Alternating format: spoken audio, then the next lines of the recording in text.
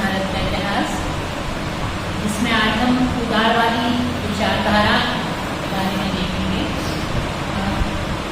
भारत के अंदर Indian national Congress की स्थापना के बाद जो है सही मायने में राष्ट्रवादी आंदोलन जो है वो प्रारंभ हुआ और 1947 में स्वतंत्रता प्राप्ति तक हम इस आंदोलन को 2 चरणों में बांट सकते हैं।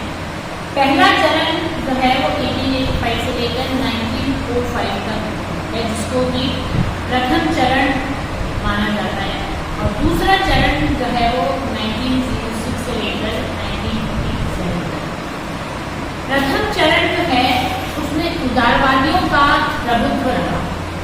प्रारंभ में कांग्रेस की जब स्थापना हुई तो इसके अंदर जो ज्यादातर जो नेता थे, भारतीय नेता थे, वो उदारवादी कहे जाते और 1905 के बाद जो है वो उग्रवादियों का प्रभुत्व जो है वो इंडियन नेशनल कांग्रेस में बढ़ गया। उदारवादी विचारधारा जो है इस युग या उदारवादी विचारधारा एक नरम विचारधारा थी, जो कि संवैधानिक आंदोलन में विश्वास करती थी। बहिष्कार और असहयोग जैसे शब्द उनकी डिक्शनरी में नहीं थे। नॉन कोऑपरेशन जो है या बाइकॉट, ये शब्द जो है वो या इस विचारधारा में वो विश्वास नहीं करते थे। और उदारवादी नेताओं का अंग्रेजों के प्रति जो है उनके मन में कृतज्ञता का भाव, वो ये मानते थे कि अंग्रेजों का भारत के ऊपर शासन जो है वो उचित है। ब्रिटिश साम्राज्य को वो उनका शासन को वरदान, भारत के लिए वरदान जो है वो मानते थे। और उन्होंने सामाजिक जो भारत के अंदर सामाजिक संस्थाएं हैं, रीति रिवाज हैं, उसमें सामाजिक समानता और व्यक्तिगत स्वतंत्रता के अंदर परिवर्तन के सुझाव दिए। और वो चाहते थे कि भारत के अंदर प्रतिनिधिमूलक संस्थाओं का विकास हो।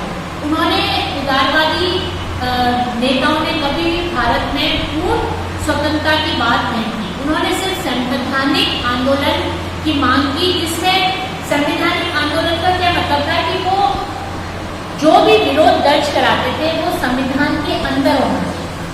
उनका मानना था कि अगर सरकार के का कोई कार्य है, उसका विरोध करना है, तो उसके लिए क्या है, उसके लिए पिटीशन दिए जाए, सरकार से निवेदन किया जाए कि जो है वो सुधार किया जाए।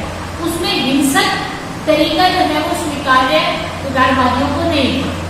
और वो जो है भारतीय एकता, सांप्रदायिक समन्वय, सामाजिक दूरियों का जो है वो विरोध करना, भेदभाव का निषेध करना, नवीन आर्थिक प्रगति की बात करते थे,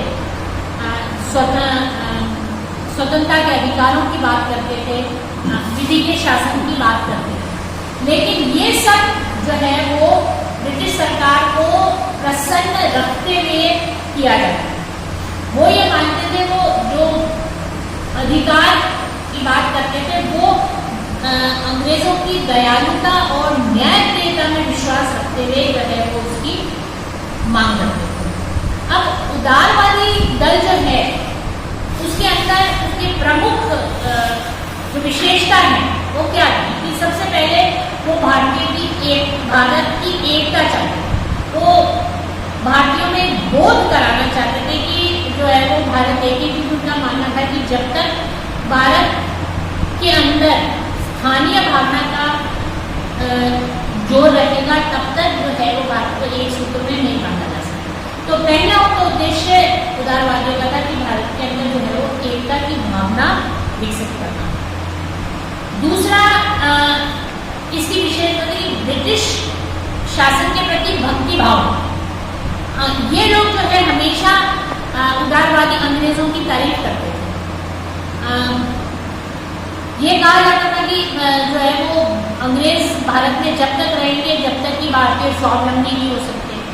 और वो अंग्रेजों की जो है वो तारीफ किया करते थे। वो मानते थे कि ब्रिटिश साम्राज्य ने ही भारत के अंदर एक तरह से जो है वो अंग्रेजों के प्रति अपनी वफादारी का प्रदर्शन जो है वो किया। तीसरा, उदारवादी जो है वो क्रमिक सुधारों के पक्षधर है। अचानक से उनके ये नहीं था कि एकदम से जो है वो स्वशासन की बात की जाए। वो ये कहते थे कि उनकी मांगे जो है अत्यंत साधारण सी थी। वो ये मानते थे कि धीरे धीरे कर जो है वो परिवर्तन लाया जाना चाहिए। सुरेंद्रनाथ बनर्जी का कहना था कि भारत जो है वो अंग्रेजों के मार्गदर्शन में ही जो है वो प्रगति प्राप्त कर सकता है। फिर उदारवादी दल जो है इंग्लैंड के साथ स्थायी संबंध चाहता। गोपाल कृष्ण गोखले का कहना था कि हमारा भाग्य अंग्रेजों के साथ जुड़ा हुआ है। कहने का मतलब यह है कि उदारवादी ये मानते थे कि भारत के अंदर जो प्रगति हुई है, जो आधुनिक पाश्चात्य साहित्य हमें मिला है, आधुनिक शिक्षा पद्धति हुई है, यातायात के साधन हुए, नई न्याय प्रणाली विकसित हुई है, ये सारी जो है ये भारत के लिए वरदान स्वरूप है। और इन सब की देन जो है वो किसके द्वारा की गई है? ब्रिटिशर्स के द्वारा। ब्रिटिशर्स की जो है ये देन। तो उनका ये नहीं मानना था कि वो स्वदेशी जो आंदोलन की बात करते थे तो वो देश प्रेम था, वो विदेशों के प्रति घृणा नहीं करते थे। उनका ये मानना था कि भारत अगर विकास करेगा तो अंग्रेजों के नेतृत्व में करेगा। फिर एक और विशेषता उदारवादी दल की थी कि वो अंग्रेजों की न्यायप्रियता में विश्वास करते थे। उदारवादियों का मानना था कि जो ब्रिटिशर हैं वो बहुत ही जस्टिस को मानते हैं या न्यायप्रिय हैं, और अगर भारतीय जो है वो उनकी न्यायप्रियता की दुहाई देकर उनसे कोई सुधार की बात करती है तो वो आवश्यक रूप से वो सुधार जो है वो भारत में नहीं। ऐसा जो है वो उदारवादियों का विश्वास था कि किसी भी प्रकार से अगर, और ये जो है वो बात खुलकर कहते थे कि अंग्रेज जो है वो बहुत न्यायप्रिय हैं और हमें उनकी इस न्यायप्रियता में अटूट विश्वास है, और अंग्रेज जो है स्वेच्छा से भारत छोड़कर चले गए। तो ये जो अंग्रेजों के न्यायप्रियता में विश्वास जो है ये उदारवादियों की देन है। फिर एक और महत्वपूर्ण विशेषता उदारवादियों की ये थी कि वो ब्रिटिश साम्राज्य के अंतर्गत ही स्वशासन की मांग करते। उन्होंने पूर्ण स्वतंत्रता की बात नहीं की। उनका मानना था कि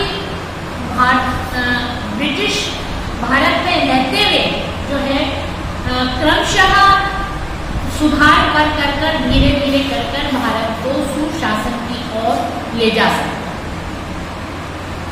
ये जो है प्रतिनिधि संस्था की मांग जो की जाती थी भारतीय द्वारा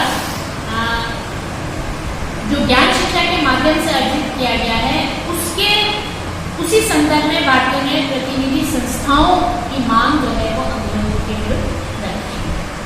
और अंतिम पर महत्वपूर्ण जो विशेषता और कही जा सकती है वो वैधानिक